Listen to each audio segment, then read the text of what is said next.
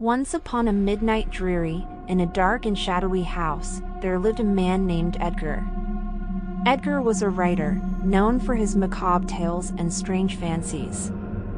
He spent his days secluded in his dark, brooding study, drawing inspiration from the most unsettling corners of his mind.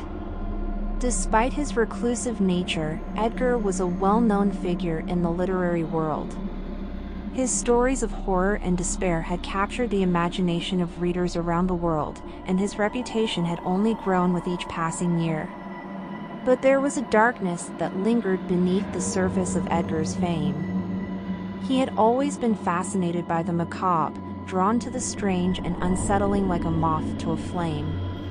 And as his reputation grew, so too did his obsession with the darker aspects of life. It was on a stormy evening, much like any other, that Edgar's world would be forever changed. As he sat at his desk, the candles flickering and casting eerie shadows across the room, he heard a knock at the door. At first, Edgar hesitated to answer. He had grown accustomed to the solitude of his home, and the idea of having a visitor was unsettling. But as the knocking persisted, he relented and made his way to the front door. There, he found a man standing outside, his face obscured by the rain and his clothes drenched through. "Please, sir," the man pleaded, "may I come in? I am lost and weary, and I fear I will not make it through the night." Edgar felt a sense of obligation to help his fellow man and welcomed him inside. As he led the man to a warm fire, he noticed something odd about his guest. His eyes seemed to glow with an otherworldly light, and his skin was cold to the touch. Ignoring his growing unease, Edgar offered the man a seat and poured him a cup of tea. As they chatted, Edgar realized that the man knew a great deal about his work and seemed to be almost obsessed with it. The hours passed, and the storm raged on outside. But despite the warmth of the fire and the comfort of Edgar's home, the man's presence grew increasingly unsettling. His gaze seemed to linger too long, and his voice took on a strange, almost hypnotic quality. Suddenly, a bolt of lightning illuminated the room, and Edgar saw the man's true face. It was twisted and grotesque, with razor-sharp teeth and eyes that glowed like embers. Edgar tried to flee, but the man grabbed him with a strength that seemed impossible for a mere mortal. He dragged Edgar to a hidden chamber beneath the house, where he revealed his true intentions. "I have been searching for someone to join me in my world," the man hissed, "someone who shares my love of the macabre and the strange. And now, I have found you."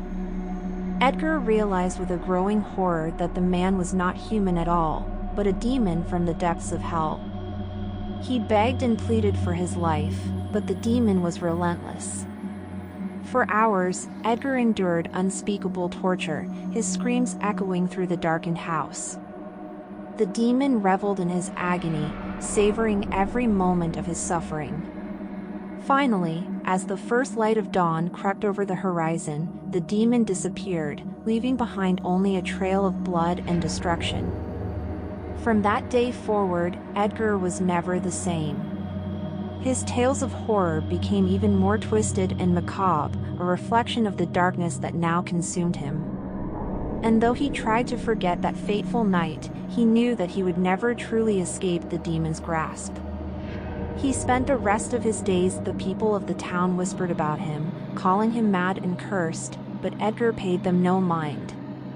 He was consumed by his writing, channeling his pain and fear into his stories. But no matter how much he wrote, he could never shake the feeling that the demon was still watching him, still waiting for the chance to drag him back into the abyss. As the years passed, Edgar's health began to deteriorate. He grew frail and gaunt, his once piercing eyes now clouded with a haunted look. But even on his deathbed, he continued to write, his pen scratching furiously across the page. And when he finally passed, it was said that the room was filled with the scent of brimstone, and that a shadowy figure was seen slipping away into the night. Some say that Edgar's soul was claimed by the demon that haunted him for so long, and that his stories were a warning to others not to delve too deeply into the darkness. Others say that he was simply a tortured soul, driven to madness by his own obsessions. But no matter the truth, one thing is certain: the legend of Edgar lives on, a testament to the power of the macabre and the horrors that lurk just beneath the surface of our world.